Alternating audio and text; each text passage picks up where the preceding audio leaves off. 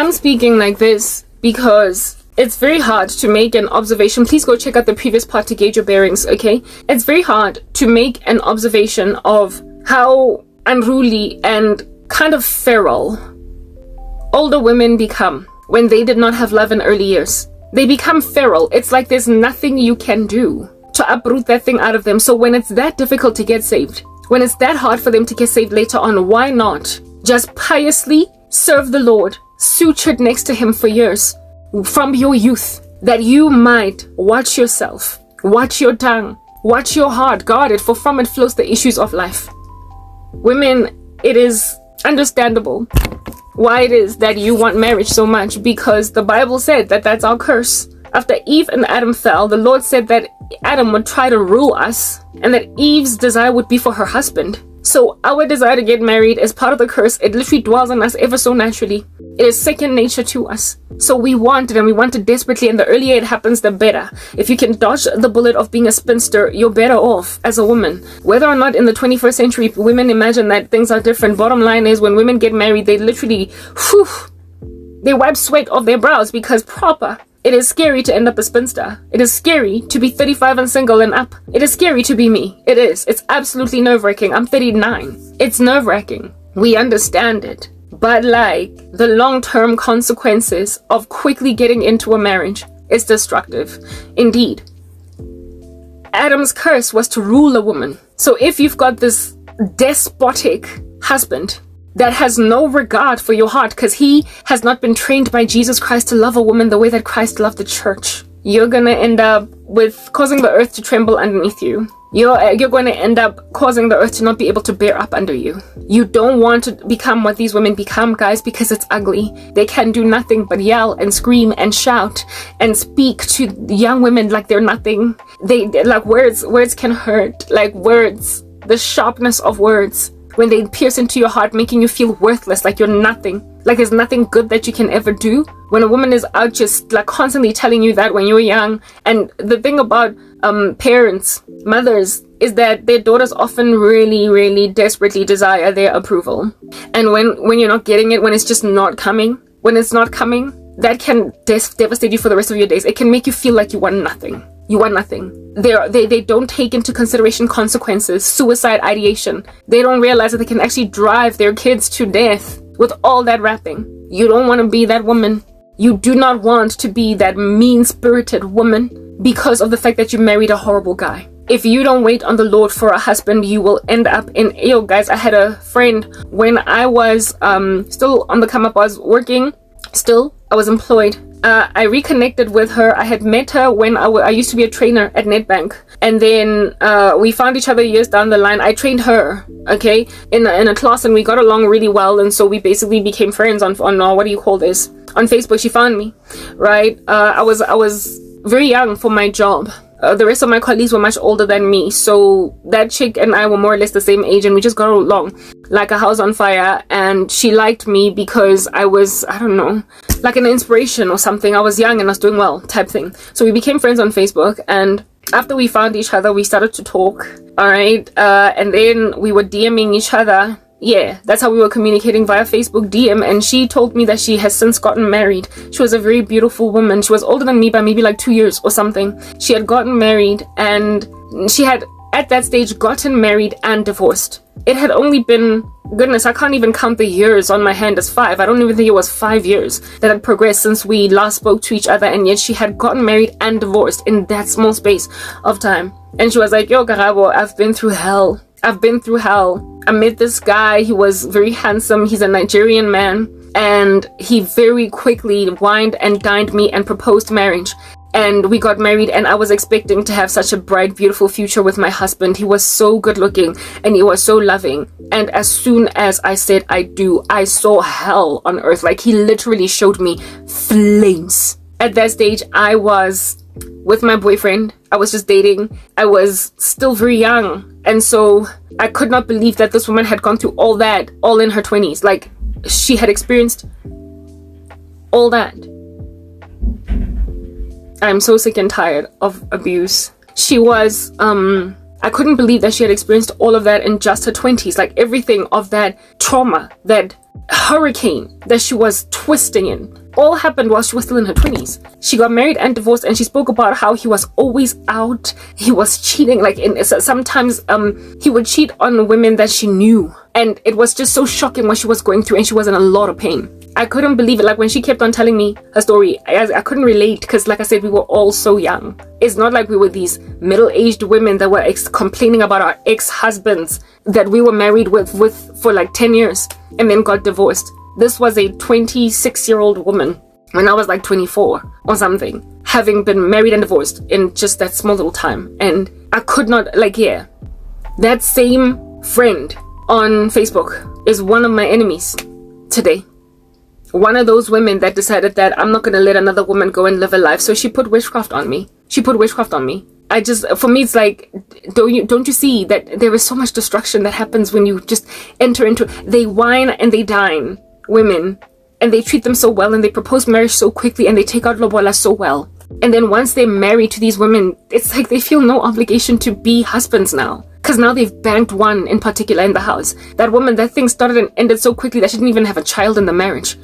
But despite all that, her trauma was such that she just could not watch another woman strive and survive. She could not take it, because I'm not going to be the only one going through all this rubbish. Not me. Not today. Not ever. We're not doing it.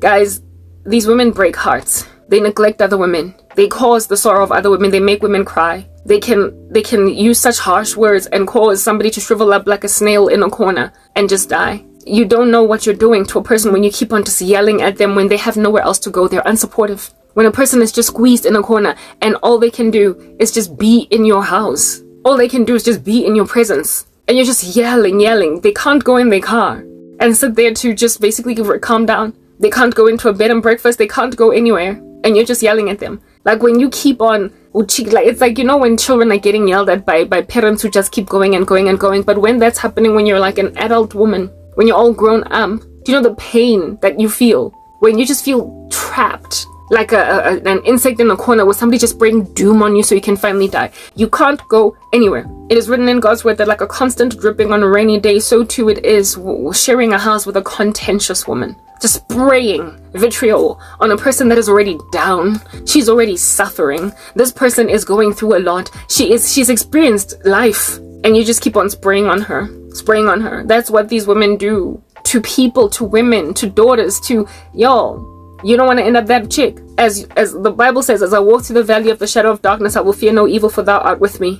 You can be able to identify a mother like that, a woman like that, an auntie like that, a cousin like that, a friend like that in your family. You can see it. You can see generational curses in your families. When I came to Christ, so much so had I made observations of these curses that when I came to Christ, I prayed against them straight away. I saw the trend, and I would have inevitably ended up my father's daughter and my mother's daughter.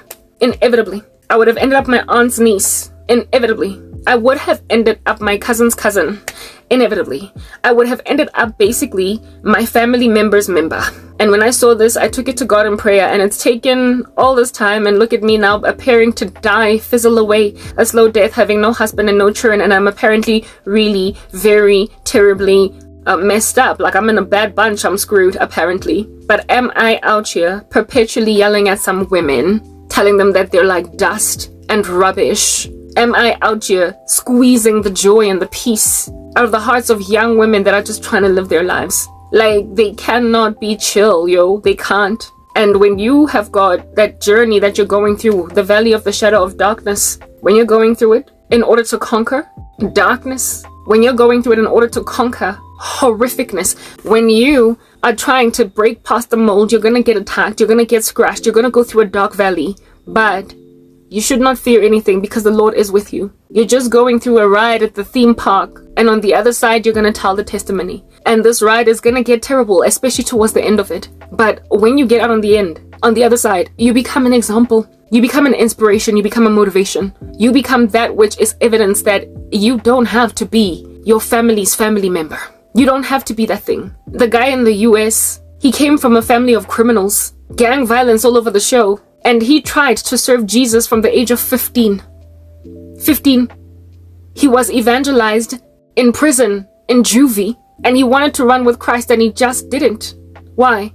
because he went through the valley of the shadow of darkness and decided that he's going to fear evil. He wanted to overcome the generational curses of his family. And when it got too hard, when it got too rough, when it got too intense and too extreme, he just capitulated. He turned back. He went back into crime. He went into drug dealing. And so he spent basically his life in and out of prison, just like his family members. Growing up in a violent community full of black people shooting each other dead before they're 21. He grew up in that boys in the hood lifestyle. And he just followed that grain, because when he chose Jesus and said, Christ, I take you, he did not surrender. He decided he's going to do things his way. The resistance that came against him, he capitulated to it. It's written in God's word, many are called, but few are chosen. He got called, but he wasn't chosen. He went through the valley of the shadow of darkness, and he feared that evil and caved. And now years down the line, he wants a woman, kankani, by fire, by force, after living that whole treacherous life. He wants a woman that does not belong to him, that has conquered the generational curse of men like him. He became the kind of man that my family members' women end up marrying to.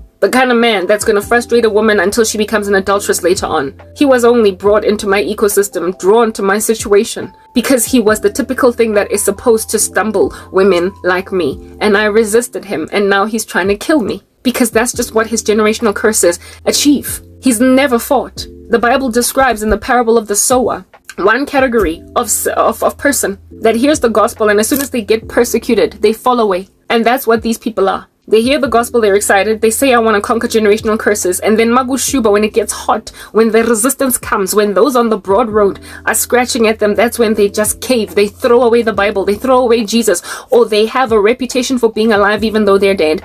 They're lukewarm, neither hot nor cold, and because they're lukewarm, God is going to spit them out of his mouth. They end up having a form of godliness that denies the power thereof. And so therefore are despisers of those who do good. They end up being non-Christians professing Christ, however, persecuting the living daylights out of true Christians. That's what they end up becoming. That's what happens when you don't fight to the end. That's what happens when you throw in the towel, when you capitulate. Do not grow weary of doing good, but in due season trust that the peaceful fruit of righteousness will incur you unto prosperity. If you do not give up, you will reap the peaceful fruit of righteousness if you don't give up.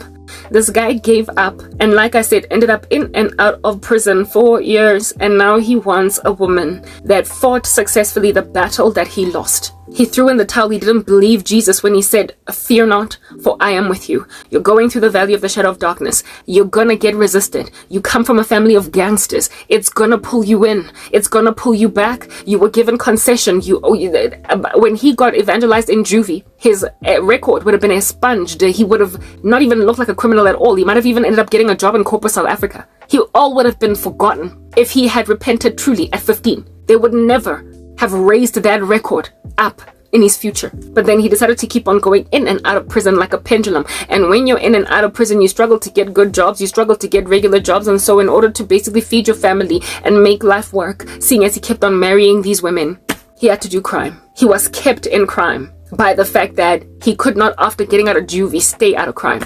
If upon getting out of juvie, he had stayed out of crime, he would have gotten some silly entry-level job in corporate America and just grew from there, strength to strength, left the hood behind, left that ghetto mindset behind, gotten married, loved a woman, and just had a whole bunch of babies into the future. And today he'd be a happily married man to someone, not me. But instead, in fact, that's the thing, like he had his first child at 19 with some chick that he ended up marrying. He could have stayed married in that if he wasn't so bad a husband, if he wasn't that wife beater, if he wasn't that gangster, if he didn't have all of these things going on, that woman might have been enough for him and they would have stayed together, and today they would have had a lot more kids than just that first daughter. That's what that guy is in America. A man that went through the valley of the shadow of darkness and was like, no thank you, I'm not doing this, it's too dark in here, it's too dark. If he had actually truly repented at 15, he might not have even married that unbelieving woman at 19 because of impregnating her, because he would have walked away from fornication.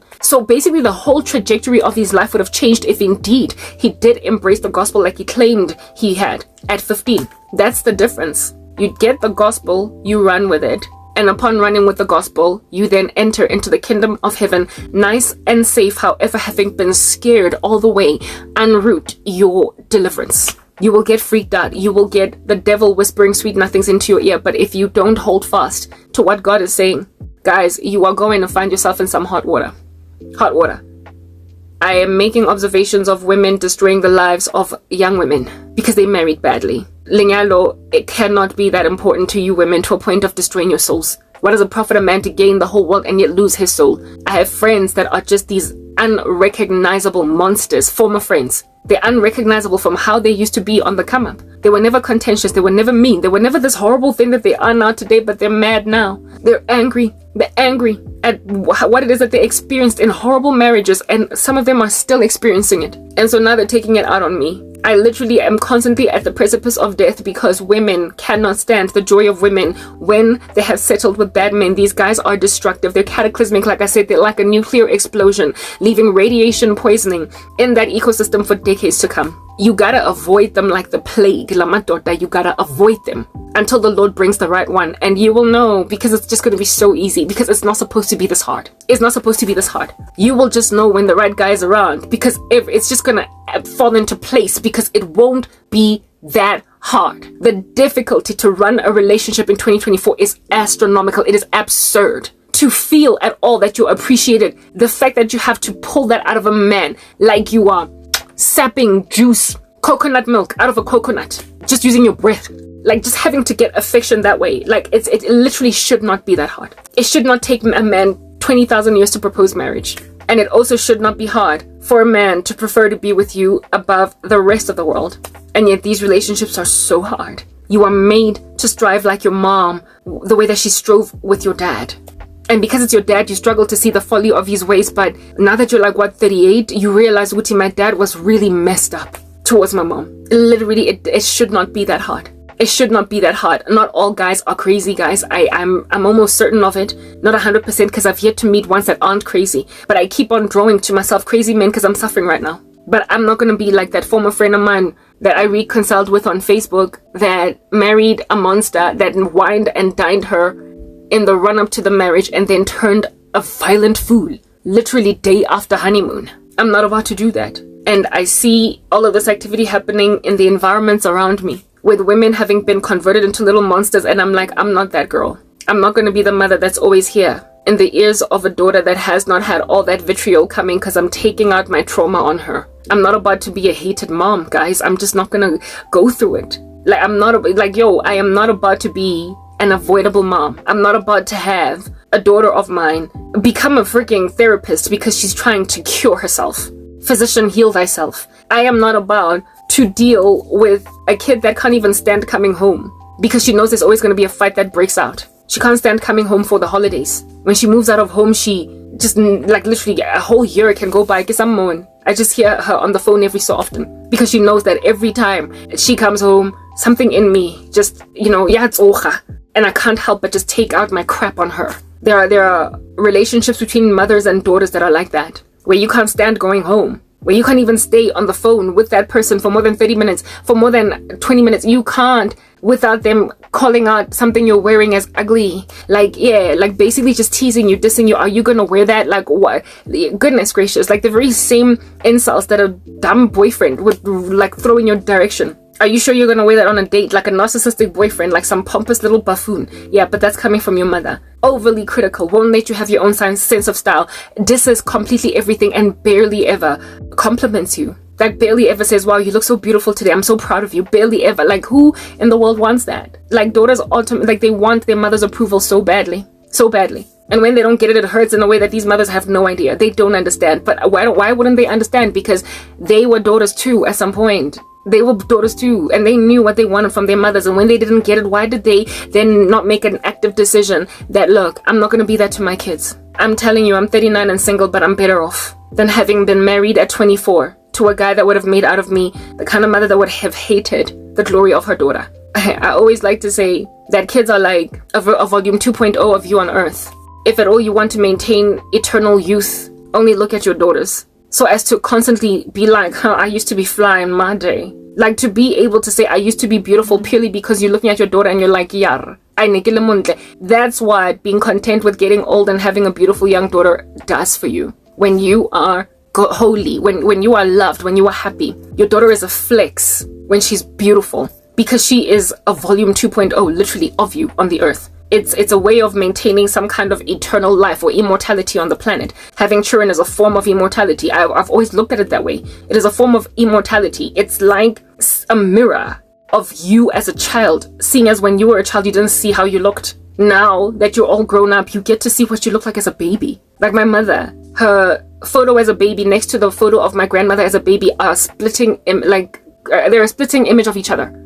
Like direct, like literally mirror image of each other. Mirror image. My mother as a baby, my grandmother as a baby. So I mean, when you get an opportunity to bring like a person, like you get to see what you used to look like when you were cooing, when you were cute, when you were adorable, when you were crying as a baby, when you were basically doing what babies do that makes them so adorable, you get to see how you were. That's what a child is. Like, people don't recognize that. It is literally volume 2.0 of you on the earth. Who does not want to play around with an archetype of themselves as they grow up? You want to see what you were. So when then your daughter becomes this beautiful teenage girl and then young adult, it's like, whoa, man, I was hot. That's what you get to say. But when you've got narcissistic personality disorder and when you can't stand the glory of your own child, that's not a good thing. That is you hating the glory of that kid instead of loving it. If you cannot love the beauty of your growing daughter, you married wrong or you conceived wrong. Something went terribly wrong in the whole process of you bringing a child into this world. It shouldn't be that way. It shouldn't be that hard.